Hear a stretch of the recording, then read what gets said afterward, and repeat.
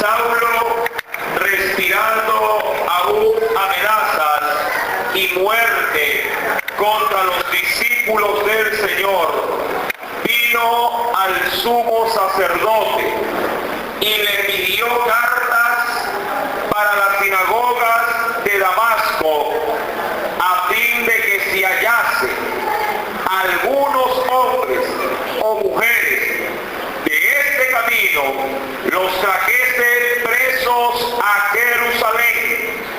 Mas yendo por el camino, aconteció que al llegar cerca de Damasco, repentinamente le rodeó un resplandor de luz del cielo. Amén. Vamos a orar, mis amados, sí, para poder entrar en el aprendizaje de la palabra de nuestro Dios. Amado Dios y buen Padre Celestial, gracias, Señor, nuevamente. Tu palabra va a ser manifestada, Señor, y te pedimos ahora en el nombre de Jesucristo que tú nos bendigas, que tú nos des la apertura de tu gracia, Señor, para entender, para asimilar esta palabra, para que por medio de ella podamos, Señor, ser edificados, ser limpiados, Dios mío, y de esa manera, Padre, caminar en obediencia conforme a tus mandamientos. Permite también, mi Señor, que nada impida la libre comunión que podamos tener en esta noche, Señor. Toma control de mi mente, toma control de mi alma, de mis fuerzas, de mi corazón. Padre, llévate todo aquello que sea obstáculo dentro de mí, para estar atento, Señor, y que mientras esta palabra se manifiesta, también haya un espíritu de gozo y de alegría, Señor, al poder, Dios mío, recibir esta palabra. Te lo pido en el dulce nombre de Cristo Jesús y te doy las gracias, Señor. Amén y amén. Hechos capítulo número 9. Recordando nuevamente, mis queridos hermanos, que sí, luego de el último pasaje analizado en Hechos capítulo 8, versículos número 34 hasta el verso 40, recordando que fue Felipe un gran instrumento en las manos de Dios para poder hacer en la vida de los habitantes de Samaria y luego posteriormente ser usado para presentar el evangelio al eunuco, aquella persona que había venido de otro país hacia Jerusalén para adorar. Este acontecimiento obviamente marcó este pasaje bíblico del capítulo 8 como una persona o un cristiano que puede ser grandemente usado en las manos de Dios. En el capítulo número 9, verso 1 al 3, vamos a cambiar la faceta o la tonalidad de la historia bíblica. Hasta el capítulo 8, todo es referente, sí, a la iglesia. Todo va referente en sí mismo, sí, a los acontecimientos de la iglesia. Pero del capítulo 9 en adelante da un giro radical, sí, en cuanto al mensaje que Dios quiere darnos. Ahora vamos a entrar a analizar la vida de un hombre llamado Saulo. De hecho, ya lo habíamos hecho de manera inicial cuando por primera vez apareció este personaje levantándose en contra de la iglesia, y eso está en el capítulo 8, verso número 1. Sí, nos dice el Señor, Hechos de los Apóstoles 8, verso 1. Y Saulo, dice aquí, consentía con su muerte, hablando de la muerte de Esteban. Amén. En aquel día, dice el Señor, hubo una gran persecución contra la iglesia que estaba en Jerusalén. Recordando que Saulo era un fiel seguidor de las leyes judías. Saulo, el tal conocido Pablo, ya en las cartas, sí, que vamos a estudiar posiblemente más adelante, sí, Saulo habría de ser de manera inicial una piedra para la iglesia. Saulo fue un obstáculo terrible para la iglesia. Este hombre levantó persecución, dándole muerte a un sinnúmero de creyentes. Yo quiero, por favor, que usted venga simplemente para cotejar cierta información al libro de Hechos de los Apóstoles en el capítulo número 12. Hechos de los Apóstoles capítulo número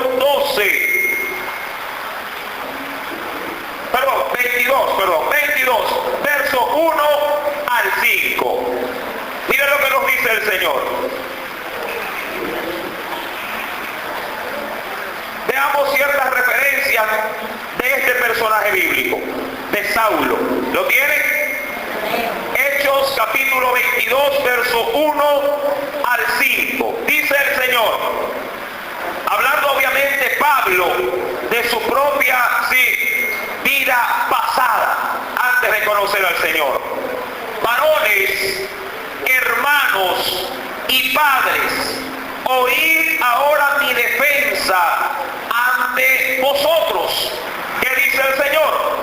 Al oír que les hablaba en lengua hebrea, guardaron más silencio. Y él les dijo, yo de cierto soy judío, nacido en Tarso de Sicilia, pero criado en esta ciudad, instruido, dice ahí, a los pies de ¿quién?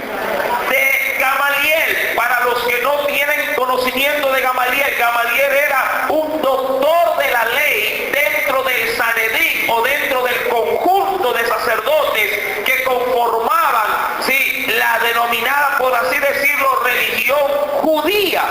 Ahora, la Biblia menciona, versículo número 3, estrictamente hablando de sí mismo, cómo era Saulo. Era conforme, ¿qué cosa? A la ley de nuestros padres. Es decir, que Saulo era un observador acérrimo, un cumplidor, ¿de qué? De la ley judía.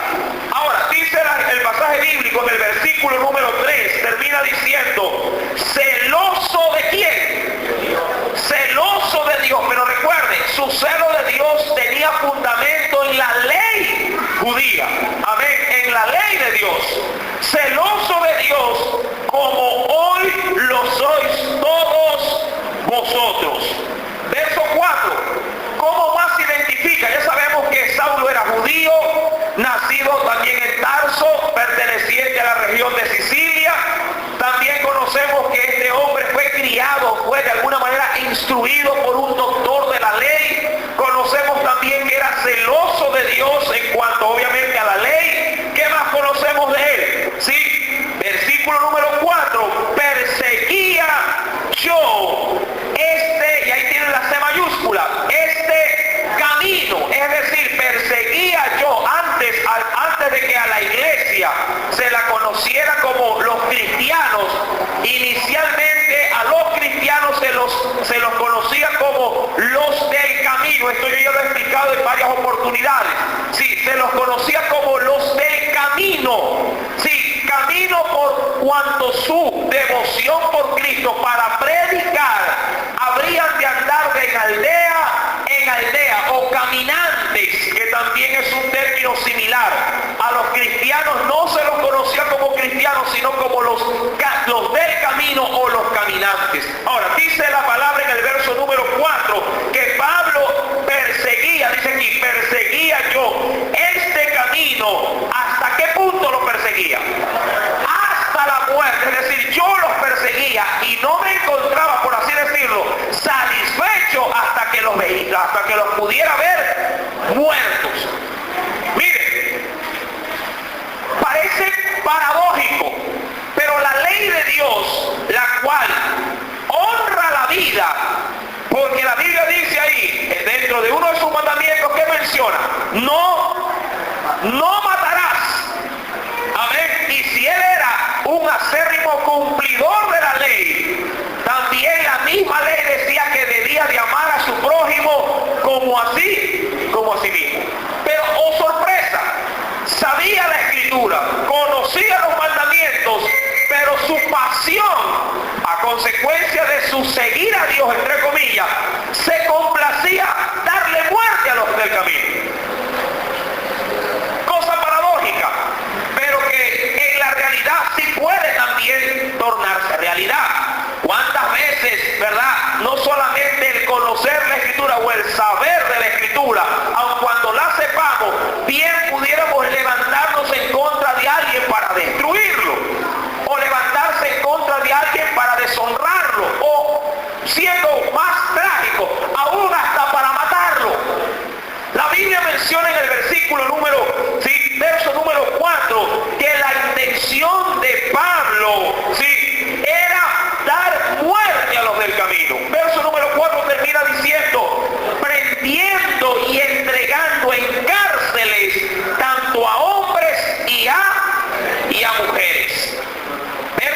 5, inclusive él mismo presenta evidencias de esto. Dice el verso 5, como el sumo sacerdote también me es testigo. ¿Por qué él era testigo? Porque fue el sumo sacerdote el que le dio la documentación para darle el permiso para ingresar a otras ciudades en las sinagogas y comenzar en este caso a perseguir a cristianos y darles muerte. Por eso él dice, como me es testigo el sumo sacerdote. Volvamos brevemente al capítulo número 9, que es nuestro capítulo de estudio. Cuando nosotros vemos en el versículo número 2, donde dice, y le pidió cartas para las sinagogas de Damasco. ¿A quién le pidió las cartas? Al sumo sacerdote.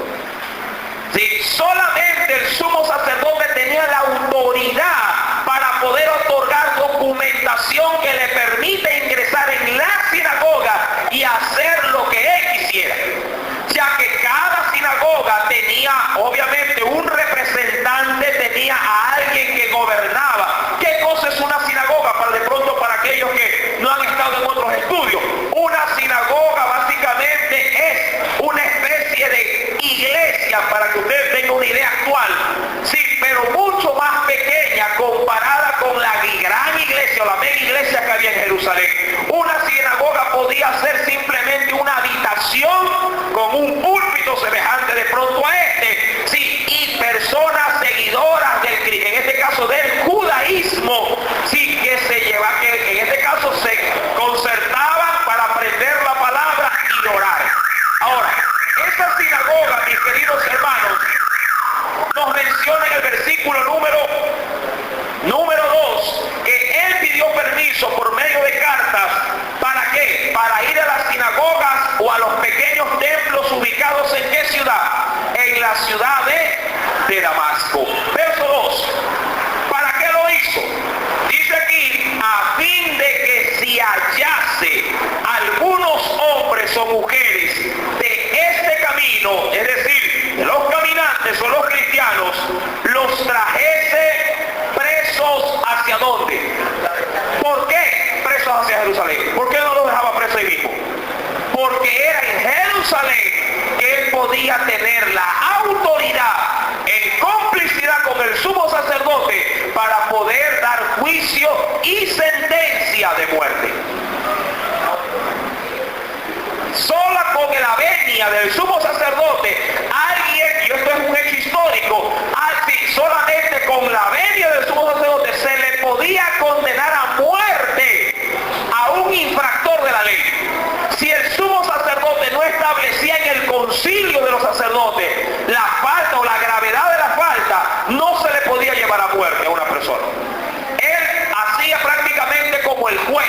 Si bien es cierto el concilio podía aprobar o desaprobar un delito, la sentencia en sí o la paga de ese delito la tenía que dar el sumo sacerdote.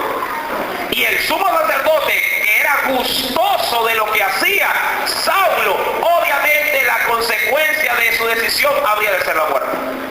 No es extraño ver que fueron ellos los que mataron ¿a quién? A Jesús. Sí, ellos tenían poder, obviamente de manera religiosa, para poder excomulgar o poder apartar, sí, a un feligrés dentro de las sinagogas. Versículo número 3. ¿Qué sucedió? Recuerde, ¿para qué iba Saulo a Damasco? Para dar persecución, sí, ¿a quién? A los del camino. ¿Quiénes se reconocen como los del camino? Los seguidores de Jesucristo. Verso 3. Mas yendo, ahora es C minúscula, simplemente por el camino, por la senda o por la carretera, como usted lo quiera ver. Mas yendo por el camino, aconteció que al llegar cerca, no en Damasco, cerca de Damasco, repentinamente le rodeó un resplandor de luz del cielo. Ahora, aquí vamos a entrar en un hecho para muchos, si son incrédulos, algo inexplicable. Algo que a la lógica humana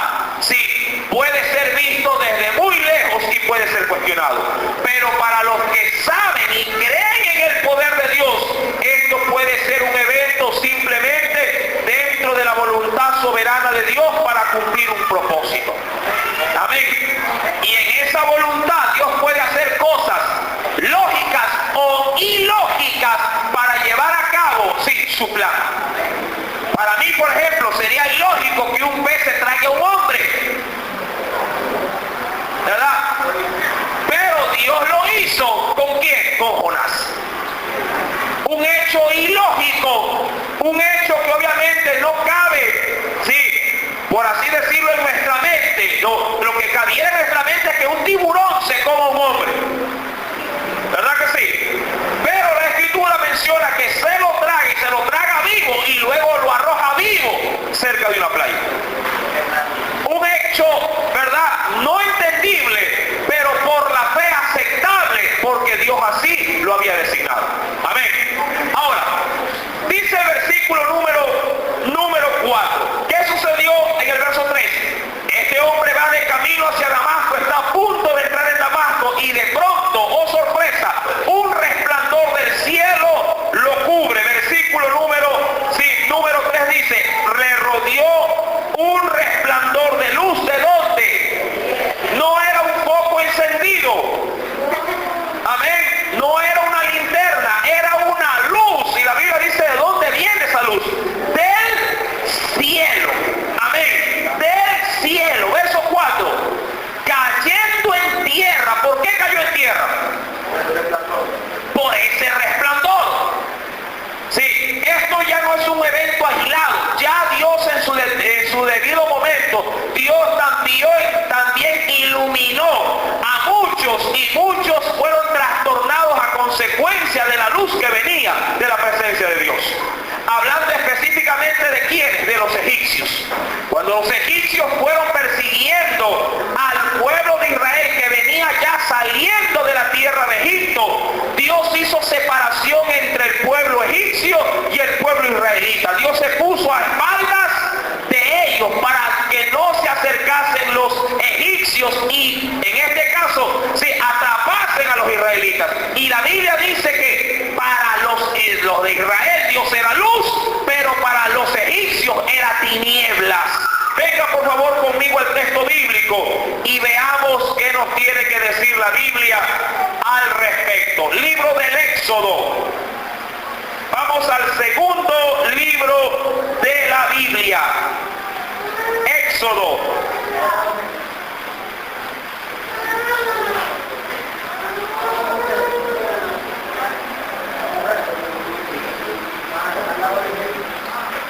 Segundo libro de la Biblia, Éxodo.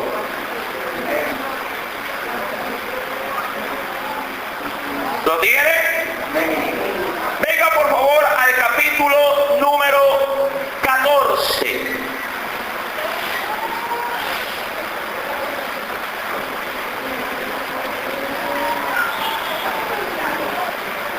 Éxodo capítulo número 14.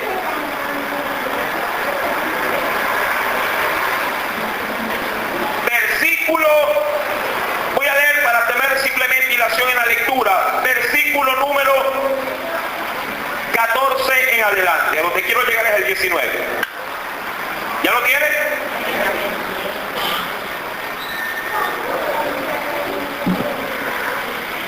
Nos dice el Señor, Jehová, hablándole Moisés al pueblo, Jehová peleará por vosotros. ¿Y qué dice? Y vosotros estaréis tranquilos. Verso número 15. Entonces Jehová dijo a Moisés, ¿por qué clamas a mí? Recuerden, los egipcios iban en persecución ¿de quién? De los israelitas. Amén. ¿Por qué clamas a mí? Le dice Dios a Moisés. Di a los hijos de Israel que marchen. Ahora, la orden era ilógica, porque cuando Dios le dice marchen, cuando uno marcha no solamente es de marchar o de alzar sus piernas en el mismo terreno, sino que avanzar. Ellos tenían frente, sí, al mar rojo delante de ellos. Diría cualquiera, marchar ¿para dónde? Si lo que hay más adelante es pura agua. Amén. ¿Qué más dice el Señor? Versículo número 16. Y tú alza tu vara, extiende tu mano sobre el mar. ¿Y qué dice? Y divídelo, es decir, pártelo. ¿A quién estaba dando la orden Dios? ¿Por qué? ¿Porque Moisés tenía el poder para hacerlo? No. ¿El poder venía de dónde? De la vara. Tampoco. El poder venía de Dios. Pero Moisés había recibido de parte de Dios, antes de que él vaya a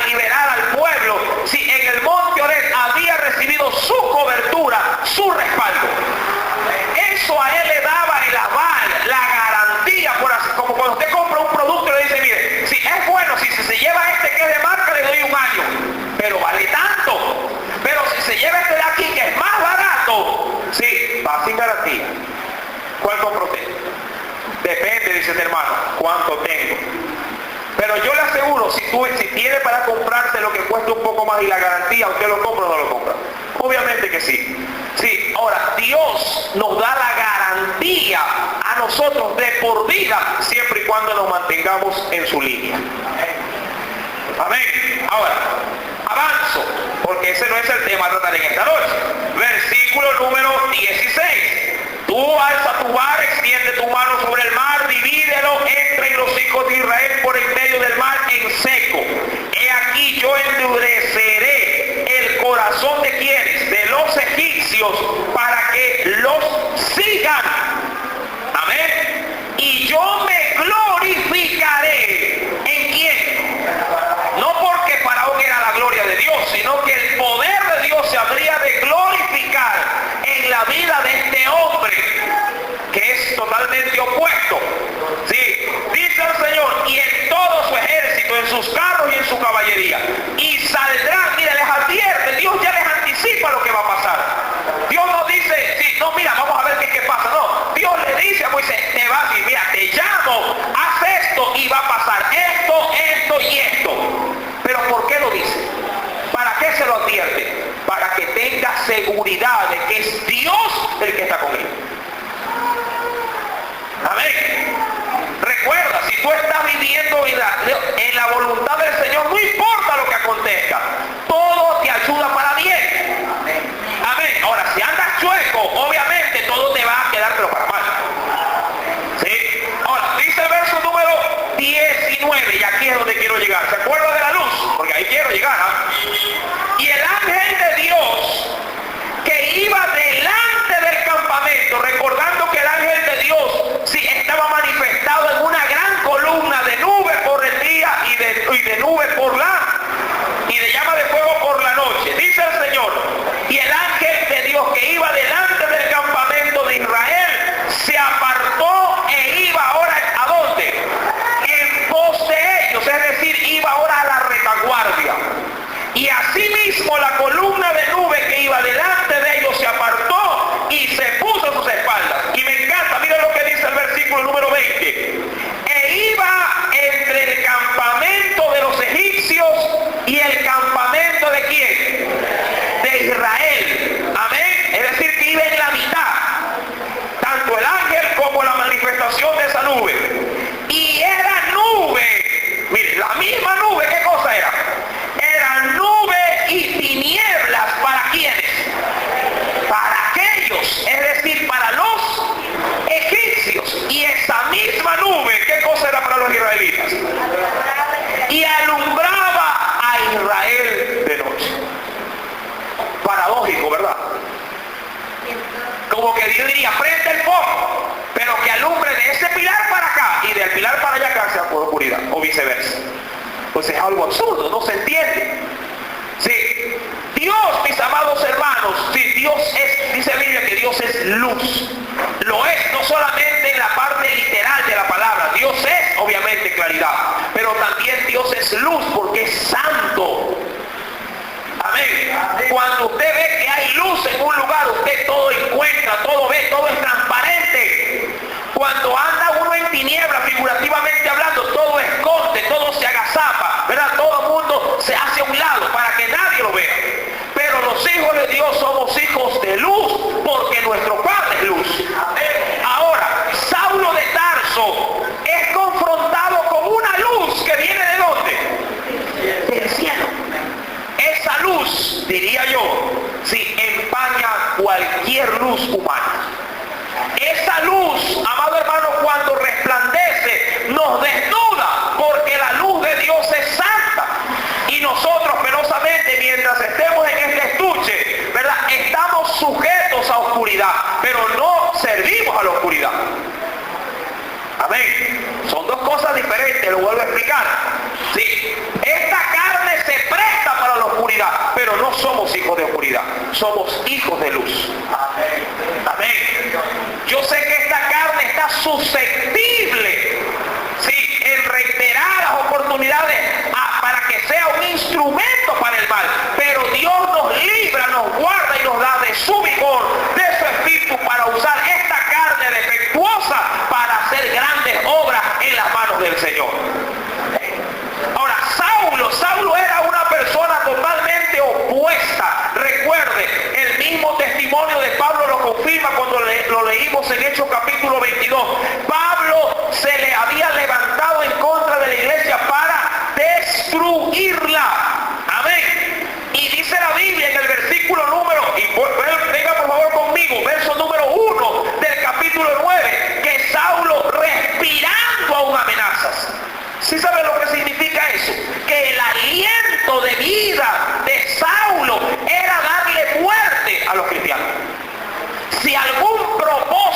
Saulo se había puesto en su vida era destruir a la iglesia. Así como cuando usted dice, hey, hermano, no importa, llueve, yo no la pagué, yo amo a ese hombre. Es decir, que ha puesto una razón de ser, una causa en su vida. Muchos dicen, hermano, no importa lo que tenga que pasar, yo me gradúo porque me gradúo.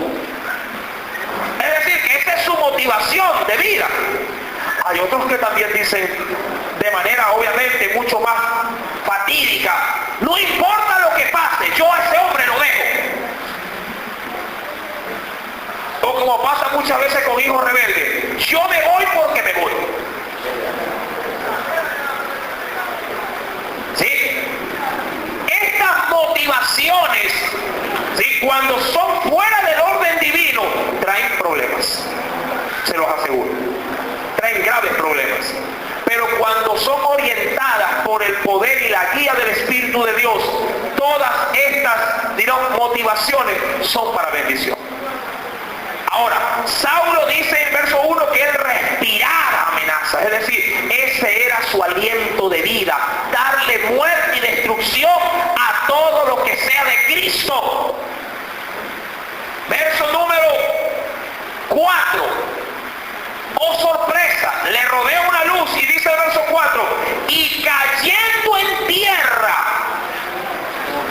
¿sí?, cayendo en tierra, oyó una voz que le decía, recuerde, la luz lo sorprende y ¿qué hace inmediatamente? Dice que cayendo en tierra, no tanto porque sí, el hombre se desmayó, el hombre iba cabalgando.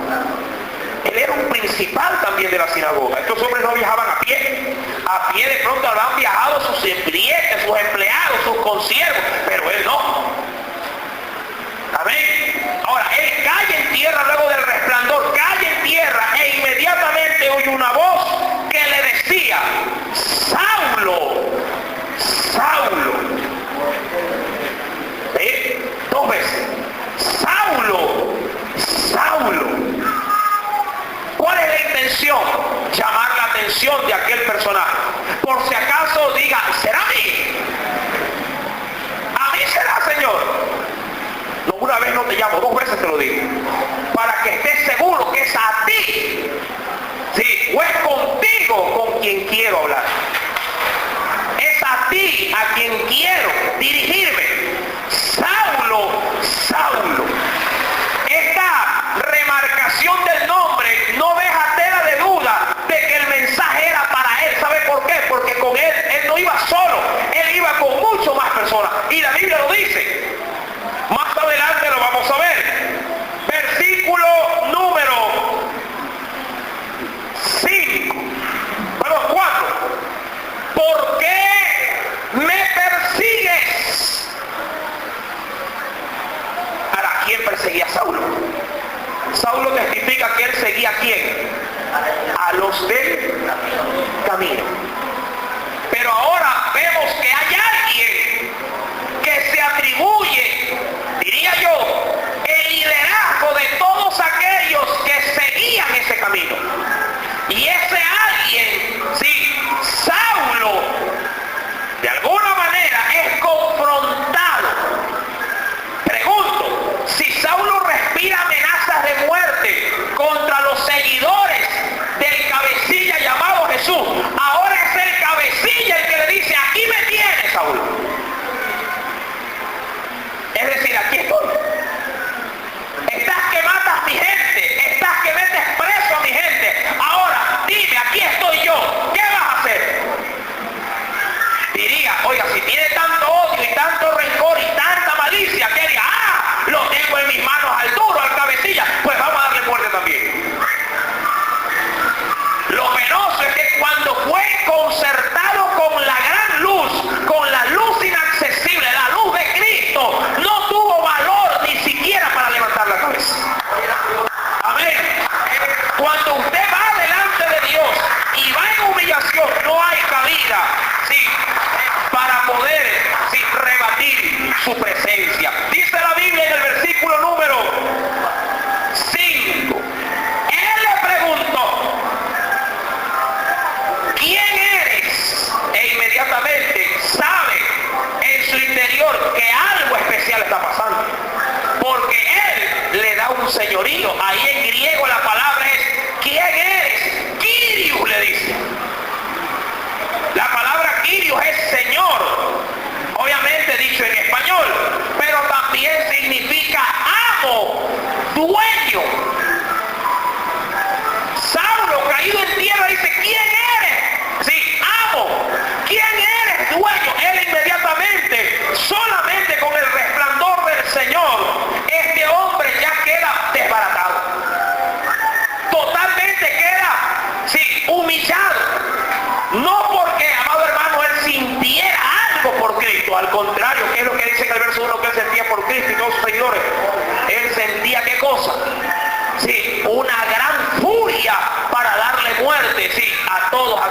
seguidor de Cristo.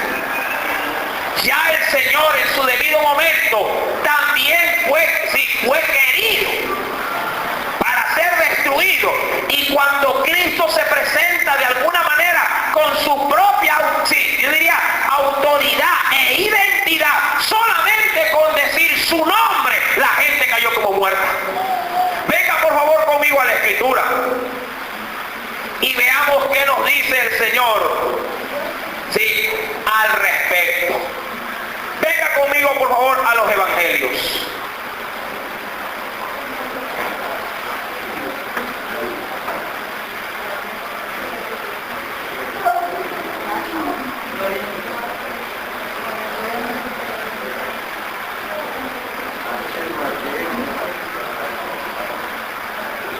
Vayamos al Evangelio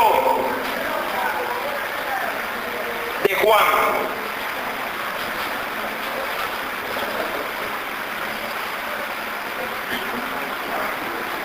Capítulo 18.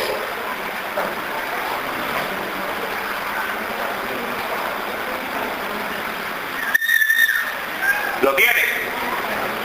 Evangelio según San Juan, capítulo 18. Verso número 1, y quiero llegar hasta el verso número 6. Pero vamos a leer el verso 1 para tomar ilación en la lectura. ¿Lo tiene? Este evento narra el suceso en el cual Jesús habría de ser prendido o arrestado para ser llevado ante el concilio.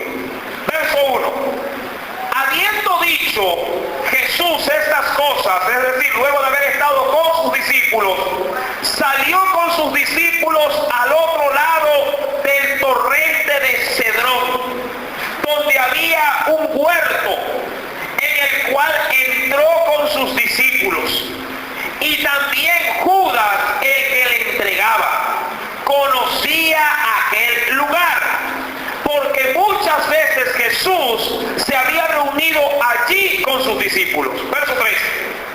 Judas pues, tomando una compañía de soldados, cuando se habla de compañía se habla aproximadamente de 40 soldados, y alguaciles de los principales sacerdotes y de los fariseos, fue allí con ¿qué cosa? Con linternas y antorchas y armas.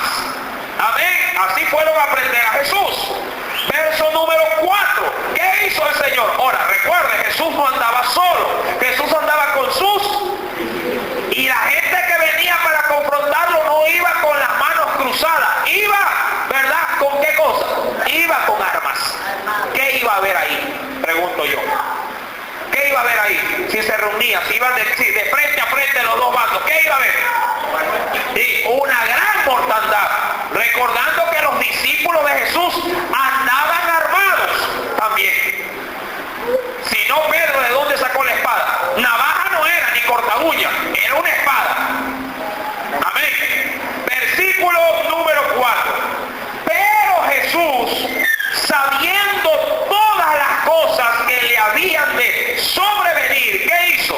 Se adelantó y les dijo: ¿a quién buscáis? Amén. Verso número 5. Le respondieron: a Jesús Nazareno. Jesús, ¿qué les dijo? Miren, y este término me encanta. ¿Qué dice ahí? Yo soy. Cuando Jesús se presenta con este nombre, que es el mismo nombre con que Dios se le presenta a quién, a Moisés en el monte Oreb, diciéndole: yo soy el que soy, el único Dios.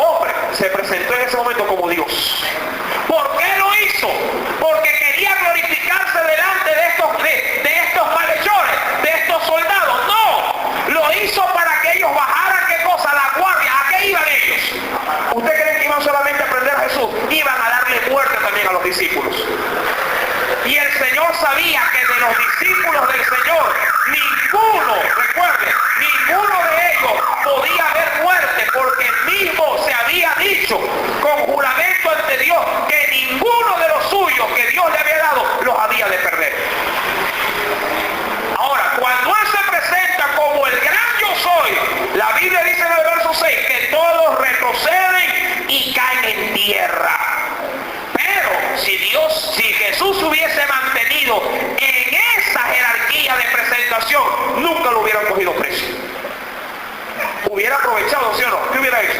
Cayeron en tierra, patitas para que te quiero, vamos. Ya Jesús lo había hecho en otras oportunidades. Una ocasión lo quisieron despeñar, ¿verdad? Dio la oportunidad y se fue.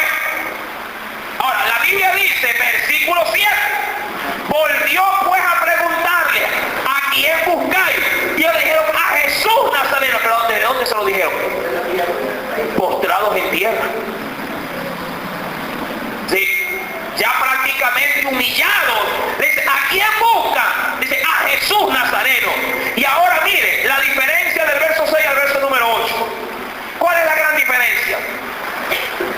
Que en el verso 6 dice, yo soy, con mayúscula. Y acá ¿cómo se presenta? Con minúscula. Dice acá, os he dicho, y ahí como que baja el Señor, yo soy el hombre.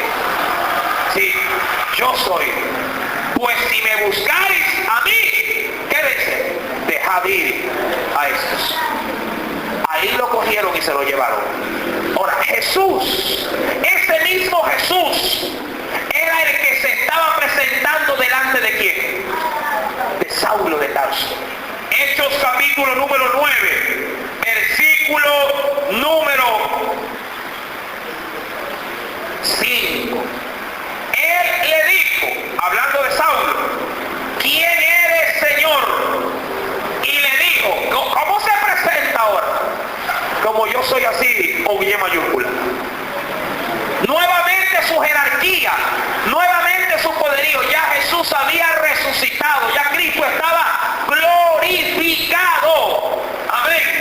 Ya la gloria del Padre había reposado en su plenitud en la persona de Cristo. Ahora le dice con toda autoridad, yo soy Jesús a quien tú persigues. ¿A quién perseguía Saulo? ¿A quién? De acuerdo a la Escritura. A Jesús. Cuando alguien se levanta contra la iglesia, cuando alguien se levanta contra los hijos de Dios, no se levantan contra los hijos ni contra la iglesia, se levantan contra el mismo Cristo. ¿Sí me estás entendiendo? Cuando alguien se levanta contra ti y tú estás en la verdad, no se levanta contigo, se levanta contra el Señor. Y a la larga caerán postrados, tarde o temprano. Porque al inicio parecía que la guerra la iba ganando Saulo. Este hombre Saulo logró desbaratar la iglesia en Jerusalén, tanto así que las grandes masas cristianas tuvieron que huir. Solo los apóstoles se quedaron en Jerusalén. Todos los demás salieron patita para que te quieren. Claro, Dios aprovechó la persecución. ¿Para qué? Para que el evangelio sea propagado. Pero a la larga, alguien tenía que defender la iglesia. Y Dios sabía que Pedro no iba a hacer. Dios sabía que ya Pedro la espada la había botado hace rato. Ahora en vez de espada tenía una gran red. ¿Sabe por qué? Porque el Señor le había dicho que ahora él habría de ser pescador de hombres. Ya los hijos del trueno ya no eran del trueno. Ya no eran los hombres violentos ni los hombres, ¿verdad?, arremetedores. Ahora eran hombres pacíficos, hombres llenos de amor, que cuando los maldecían, bendecían. Y la causa de ellos ahora estaba puesta delante de Dios. ¿Quién tenía que salir al frente? Ellos no, era su Dios. Era el Señor a quien ellos sí servían. Por eso es que ahora Jesús le dice a este gran perseguidor, yo soy Jesús a quien tú persigues. E inmediatamente hay una gran frase que menciona, dura cosa, sí, o dura tarea te es dar coces o golpes contra el aguijón o contra la punta. Tomó como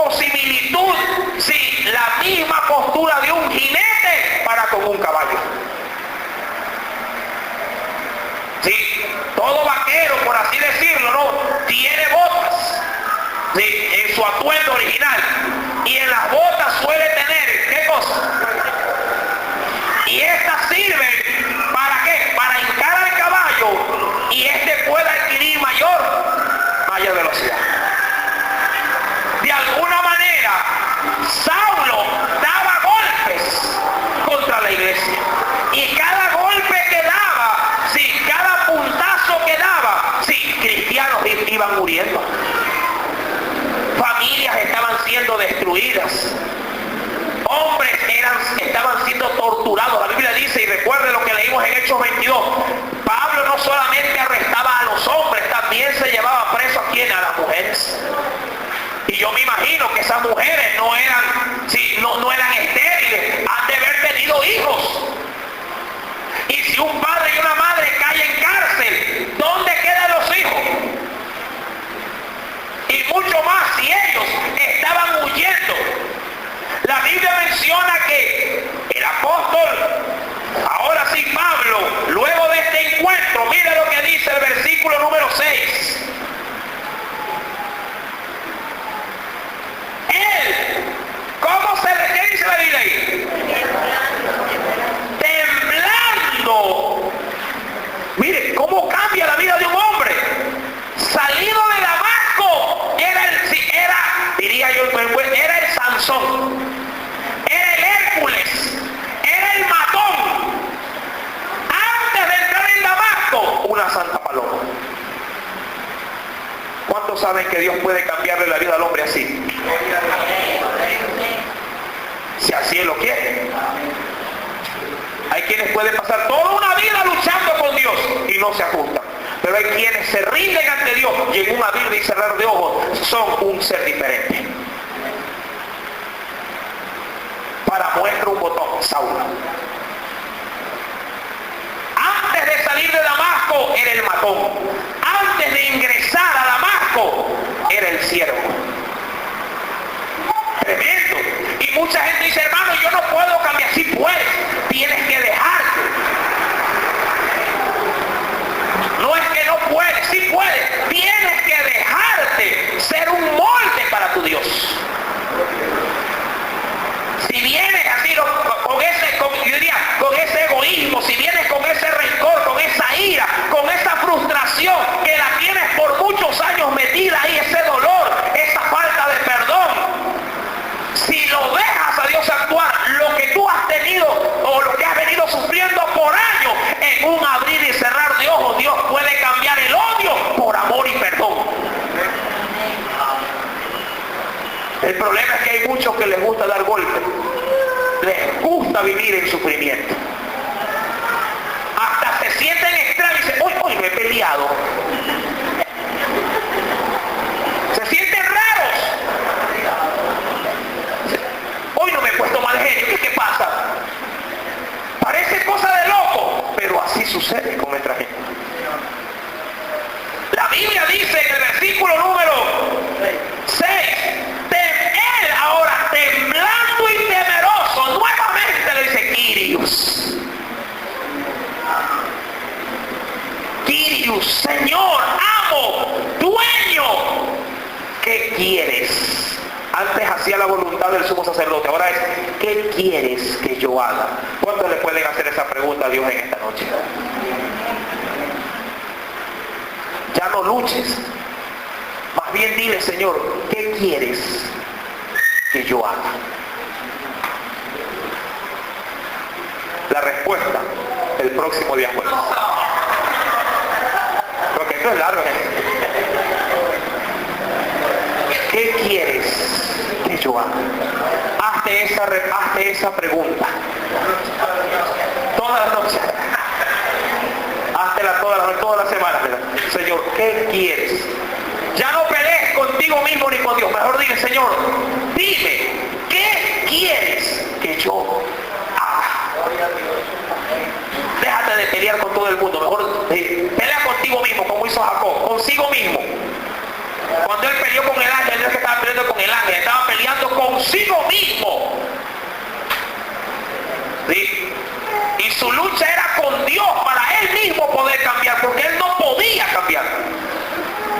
Él ya no quería ser Jacob. Y Dios tuvo que salirle al encuentro para que él pudiera recibir una transformación. Porque él peleaba era por su cambio, por su bendición, su cambio. Recuerda, y esto yo lo he dicho en otras predicaciones, en otras enseñanzas. Recuerda que luego de ese encuentro, Jacob salió cojo, ¿verdad?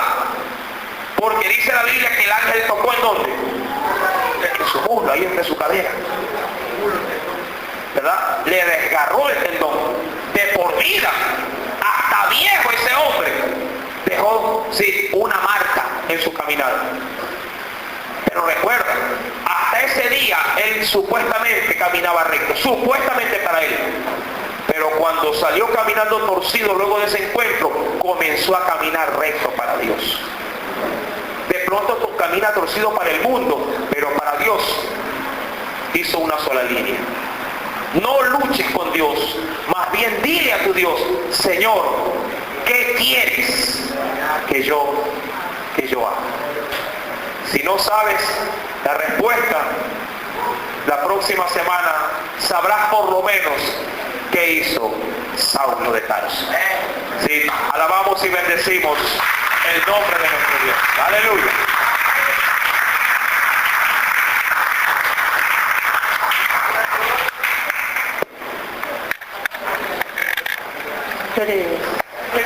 Le damos gracias a Dios por su palabra que ha sido predicada en esta noche.